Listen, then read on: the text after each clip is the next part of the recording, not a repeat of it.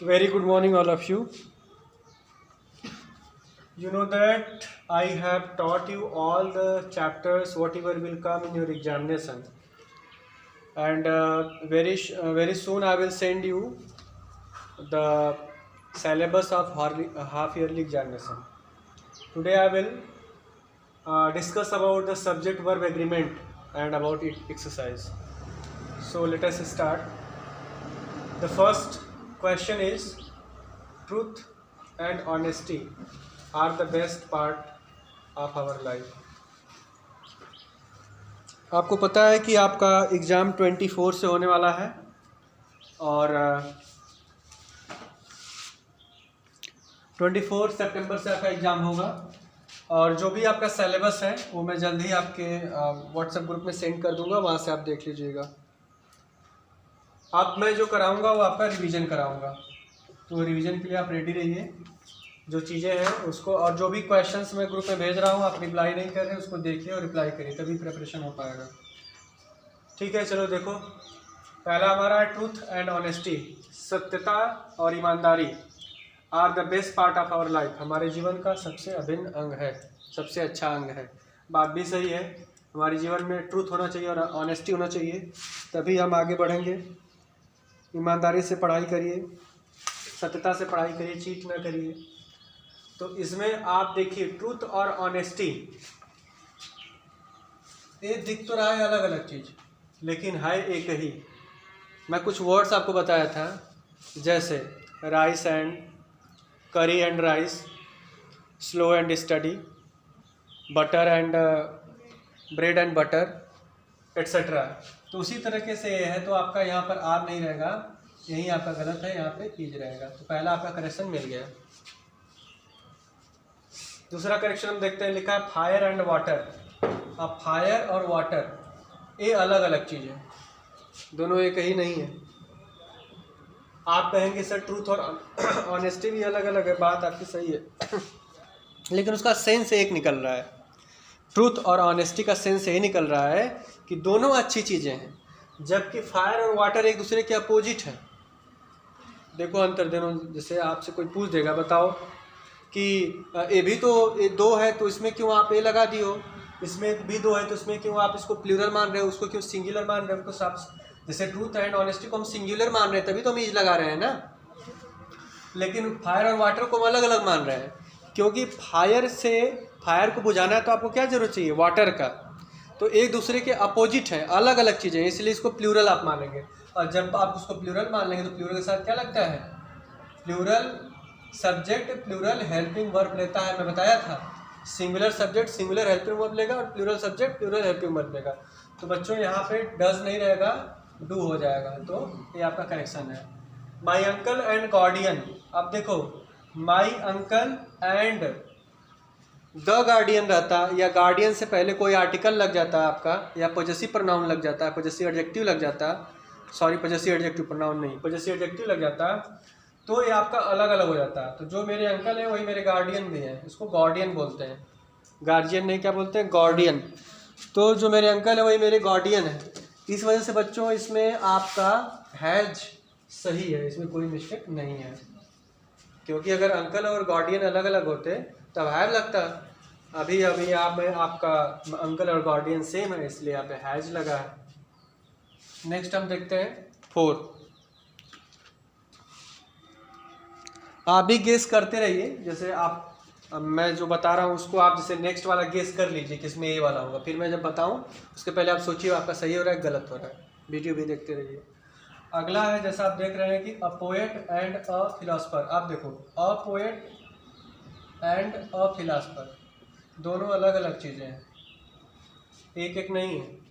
इस तरह रहता अ पोएट एंड फिलोसफर, इसके आगे ए नहीं लगा रहता, तब ये दोनों एक हो जाता है। इसको हम बता रहे हैं कि एक पोएट है और एक फिलोसफर है, तो यहाँ पर क्या हो जाएगा, आपका हैज नहीं रहेगा, क्या हो जाएगा, है।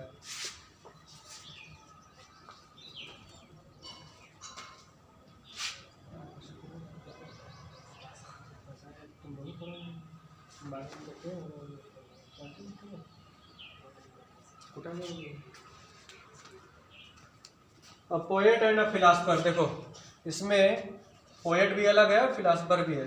अच्छा कैसे पहचानते, देखो दो शब्द हो, दो नाउन हो और दोनों नाउन के आगे या तो आर्टिकल लगा हो या तो पॉजेसिव एडजेक्टिव, जैसे my brother and my sister, ठीक, my father and my guardian, दोनों अलग अलग हो गया। अगर ऐसे बोल दूं कि माई ब्रदर एंड गार्डियन, तो माई ब्रदर एंड गार्डियन वो एक ही हो गया। दोनों के आगे या तो आर्टिकल हो या पॉजेसिव एडजेक्टिव हो। अब देखो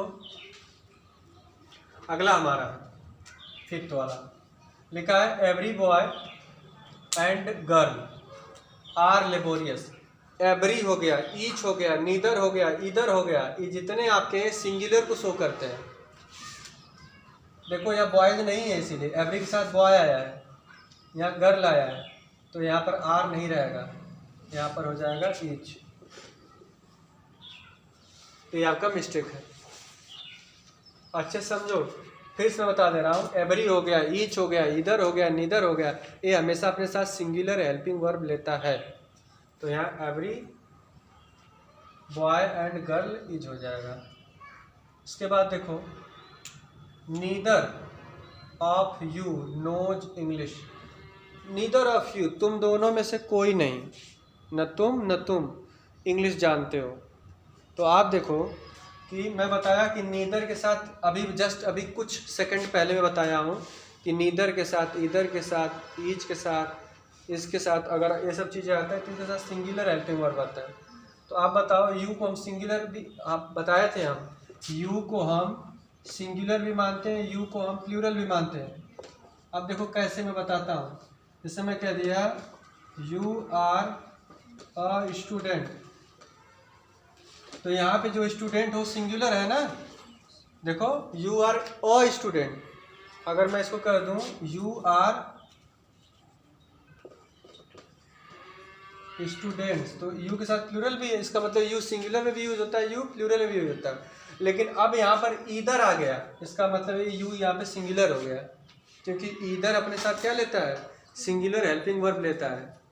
तो यहाँ पे हो जाएगा आपका नोज, इसलिए आपका यहाँ पर क्या है, गलत है कि सही है, सही है।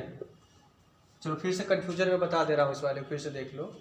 मैं ये कह रहा हूँ कि यू सिंगुलर में भी यूज होता है, यू प्लूरल में भी यूज होता है, दोनों में यूज होता है। तो आप देख सकते हैं कि यहाँ नीदर लगा है, बस याद रखो नीदर। अच्छा अगर नीदर नहीं रहता, इसे अगर मान लो इतना शब्द नहीं रहता ये वाला, तो गलत हो जाता है, यू नोज इंग्लिश नहीं होगा, यू नो इंग्लिश होगा। लेकिन यार नीदर लग गया, इसका मतलब यू को सिंगुलर बना दिया। क्या बना दिया, पे अटेंशन हियर, क्या बना दिया, इसको सिंगुलर बना दिया, इसलिए यहाँ पर नोज लगा है। क्लियर है। आगे देखो आई है, I he and you are going to donate our blood. हम तीनों लोग अपना ब्लड डोनेट करने जा रहे हैं। तो आप देखिए यहाँ पर हम पढ़ाए थे, जब आप कोई अच्छा काम करेंगे तो 231 का रूल फॉलो करेंगे, 231 का। तो भाई ब्लड डोनेट करना एक अच्छा काम है ना, तो यहाँ पर 231 का रूल है। देखो दो, पहले ही रहना चाहिए, पहले ही होना चाहिए।